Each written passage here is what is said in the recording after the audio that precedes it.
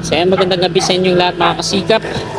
Time check po tayo, alas 6:26 na po ng gabi at nandito tayo ngayon sa Maynila Road, Quezon City. Ito po yung nasunog. So mag-update tayo ngayon dito sa demolition na ginagawa po nila. Sinimulan ko to, walang naniniwala sa paligid ko. Ano? Noong Marso 6, 2026, nagkaroon ng malaking sunog sa Naya Road, Barangay. Pinyahan na umabot sa task force. Bravo at nasunugan ng mahigit 2,000 pamilya. Bilang tugon, ipinahayag ni Mayor Joy Belmonte, kasama ang DHSU at NHA na magtatayo ng vertical housing building sa mismong lugar bilang permanenteng pabahay para sa mga biktima. Narito ang mga detalye ng proyekto. Uri ng bahay, 7 gusali na may taas na 12 hanggang 15 palapag, may kabuuang 250 units. Target matapos Disyembre 2027. Benepisyo, in-city relocation. Kaya mananatili sila sa QC at hindi malalayo sa trabaho at eskwelahan ng mga bata.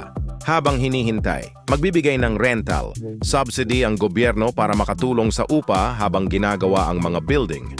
Sa ngayon, nagsimula na ang clearing operations noong Abril 9, 2026 para linisin ang lugar at bigyang daan ang konstruksyon.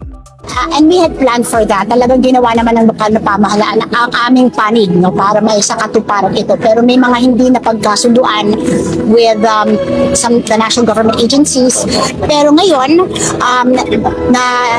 kausap natin si Secretary Aliling at si GM Jobentay at mahaba po ang ating naging pagpulong kanina at napagkasunduan din natin, nakita rin natin ano yung mga sources of funds. Kasi meron po tayong tinatawag na escrow funds. Ito po yung balance housing. Hindi po ba may batas na kapag meron pong development sa aming pong lungsod, 20% goes to socialized housing. No? And in the past, itong 20% na ito kung saan-saan kasi dinadala. Pero nagpasa po ang lungsod Quezon ng isang ordinansa bago po ako naging mayor, ng vice mayor pa po ako, na sana itong 20% balance housing ay mapunta rin sa lungsod kung saan nag-develop ang mga iba't ibang mga developers. No? And this fund, umabot na sa bilyon at ito ang gagamitin po natin sa pagpapatayo ng vertical housing. Same place po. So ulitin ko po, hindi naman po mawawala ang ating mga mamamayan. Doon rin po sila titira. Pero gagawan po natin sila ng ligtas at maayos na tahanan o pabahay. Kaya wala po silang kailangan ikatakot. Huwag sana sila makinig sa mga chismis.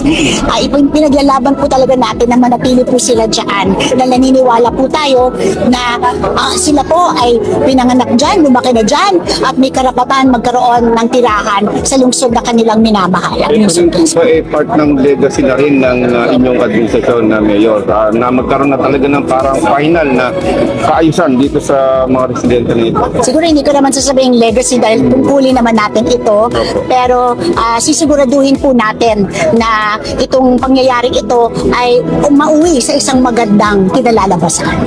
And that is permanent, safe and decent housing for us, for our residents.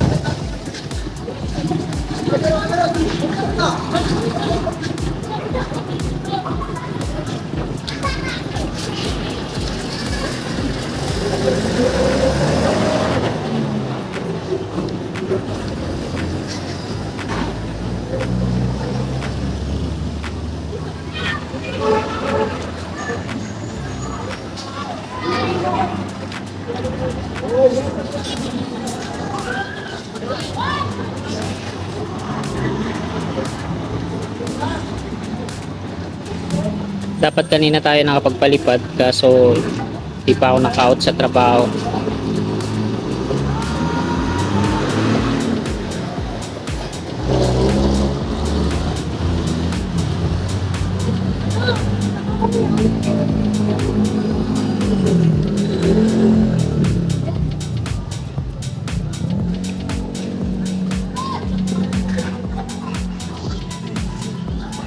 May mga naghahakot pa ng gamit.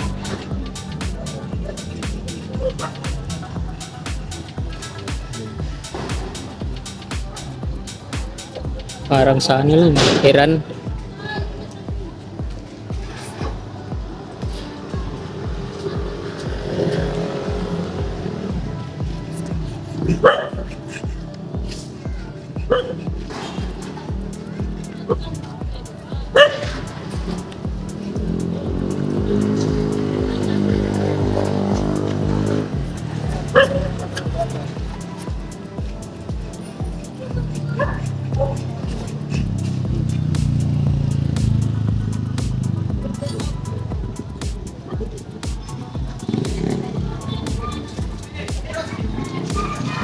Ito yung excavator na ginagamit nila. Yung may mga pulis. Oh. Barangay.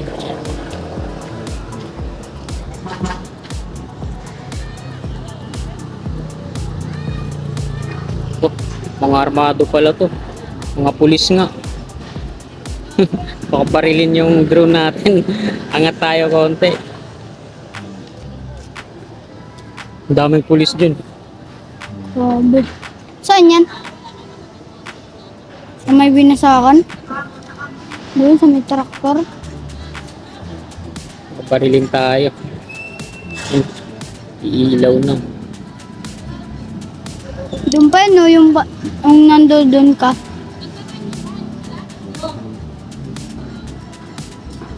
Yan lang mga kasikap yung update natin ngayong gabing ito. Maraming salamat po. God bless. Bulatan ko lahat ng mga blanco